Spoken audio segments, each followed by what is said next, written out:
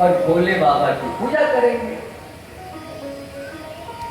भोले बाबा बताते हैं कि मालिक को कैसा होना चाहिए। सारा पैसा अपने परिवार में खर्च कर दिया, पार्वती मैया को साड़ी दे दिया, गणेश जी को लड्डू दे दिया, और अपने पैसा खत्म हो गया, सारे देवता को महल दे दिया, सवारी दे दिया। अपने पैसा खत्म हो गया तो भस्म लगा के ठंडा काट लिया। सारा फल फूल दे दिया देवताओं को, कुछ नहीं मिला तो भांग धतूरा से काम चला लिया। मालिक को ऐसा ही होना चाहिए। तो देवों के देव महादेव हैं भोले बाबा हमारे। फक्कड़ अवघड़दानी शमशान में बास करके दिखा दिया कि देख भैया, असली बस्ती यही है। जिसको तू हाजीपुर कहता है ना, वो नकली बस्ती है। यहां से तू उजड़ेगा, वहां जाके बसेगा, और वहां से फिर कभी नहीं उजड़ेगा। बस्ती वही है जो एक बार बस गए तो दोबारा उजड़ना नहीं पड़े। इसीलिए भोले बाबा बोले कि चलो शमशान में बस जाओ।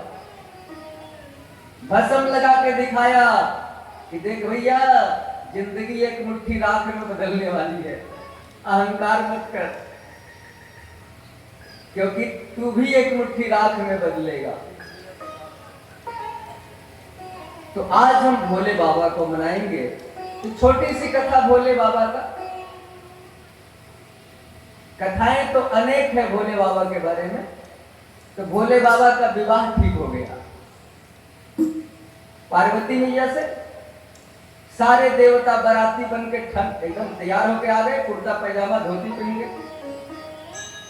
अब भोले बाबा को देखा देवताओं ने, तो भोले बाबा क्या कर रहे थे? भस्म लगा रहे थे। इंद्र भगवान बोले, भोले बाबा इसको थोड़ा कम कर दीजिए। भोले बाबा, दुल्हा नहीं बनोगे क्या? दुल्हा? भोले बाबा बोले, दुल्हा नहीं तो बन रहे हैं, एकदम ताजा ताजा भस्म लगा रहे हैं।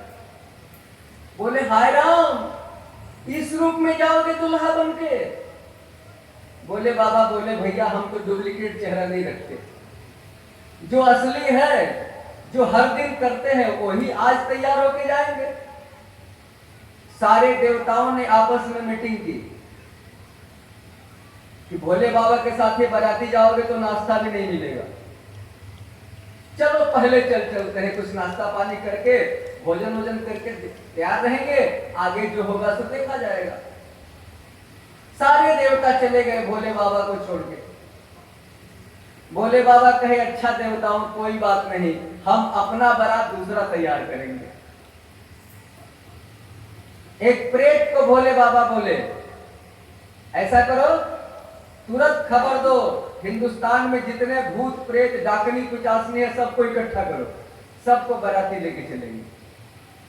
अब पहली बार भूत प्रेत को निमंत्रण मिला था बारात जाने का, पहली बार। सारे भूत प्रेत जुट गए। किसी का धड़ है तो सर नहीं, सर है तो धड़ नहीं। किसी का हाथ है तो पैर नहीं, पैर है तो हाथ नहीं। किसी का 4 गो आंख है तो किसी का 5 गो मुंह है। विचित्र बाराती बनी भोले बाबा का। कोई हु हु कर रहा है तो कोई हा हा कर रहा है, कोई भस्म उड़ा रहा है तो कोई कुछ कर रहा है। डाकनी पिचासनी सब बाराती। भोले बाबा बसहा बैल पर बैठ गए और चल दिए पार्वती के घर शादी के लिए। अब पीछे से सारे भूत प्रेत जो देखे किवाड़ बंद कर दे। अब कोई वो तकिया के लिए बोले तो 3 घंटा लगाइएगा, आप लोग में दीजिए ना, फिर आ जाएगा तो ले लीजिएगा। ये सब हम माइक से नहीं कहना चाहते हैं कोई शिकायत, लेकिन मजबूर कर दीजिएगा तो कहना पड़ेगा। 3 घंटा एक आसन पर बैठना है, कह रहे हैं तो आप बोल रहे हैं आ रहा है। लगता है भागलपुर गया लाने के लिए। प्रेम से बोलो राधे राधे। अब भूत प्रेत बोले कि भोले बाबा, जिस सड़क से हम जा रहे हैं लोग फटाफट की वाड़ बंद कर रहा है, हमारा डिस्को डांस कोई नहीं देख रहा। भोले बाबा बोले चिंता मत करो, हम देखेंगे तुम्हारा डिस्को डांस।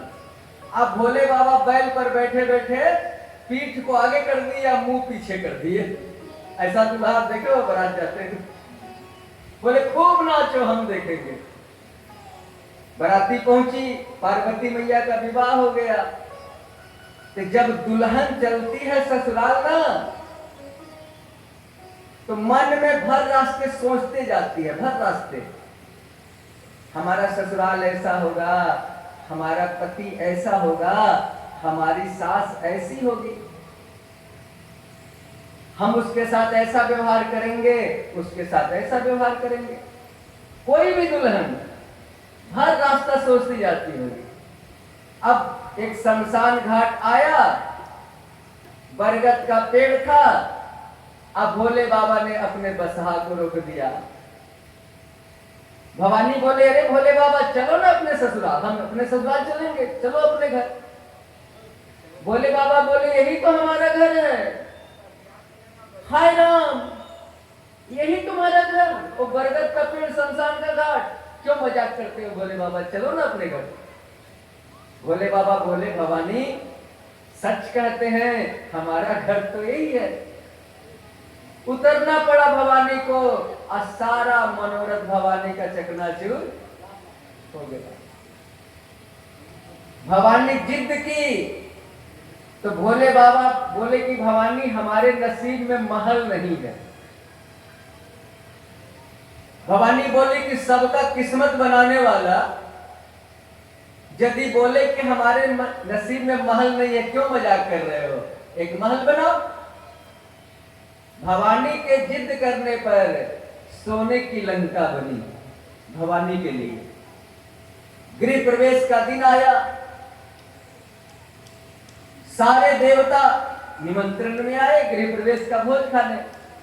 अब पुलस्त मुनि रावण को लेकर आया पूजा कराने के लिए, और दक्षिणा में सोने की लंका ही मांग लिया।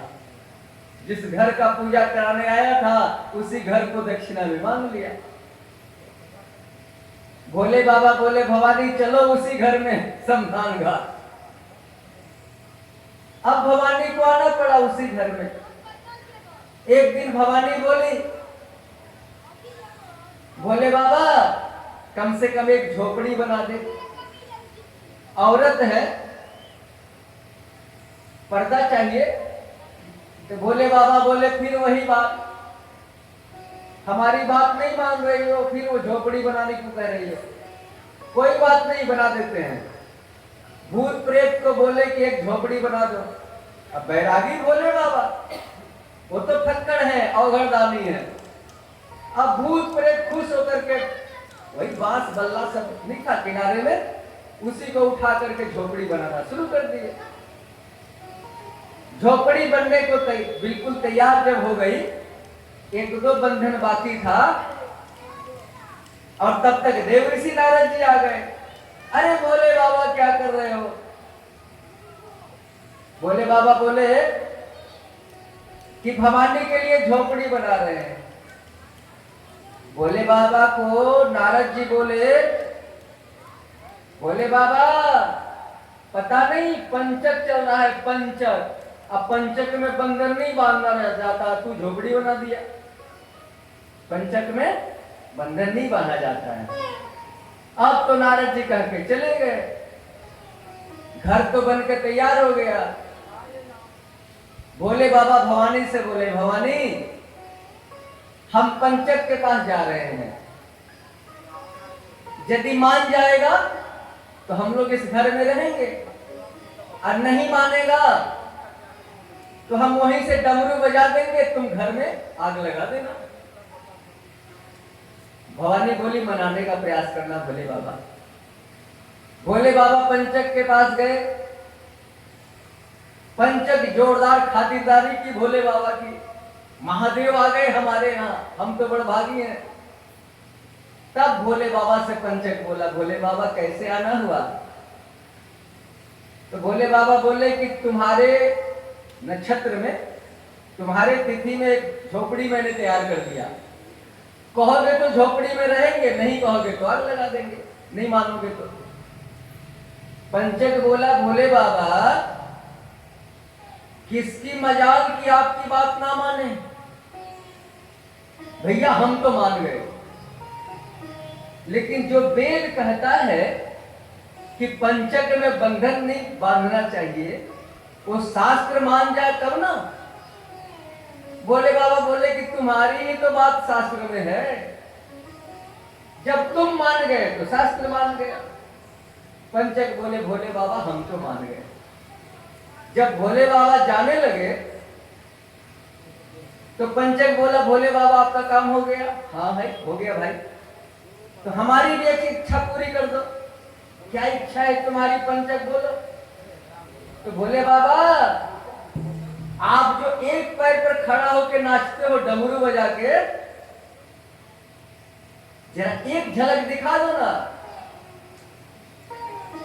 अब भोले बाबा डमरू बजा के नाचे, अब भवानी को डमरू की आवाज सुनाई पड़ी और झोपड़ी में आग लगा दी।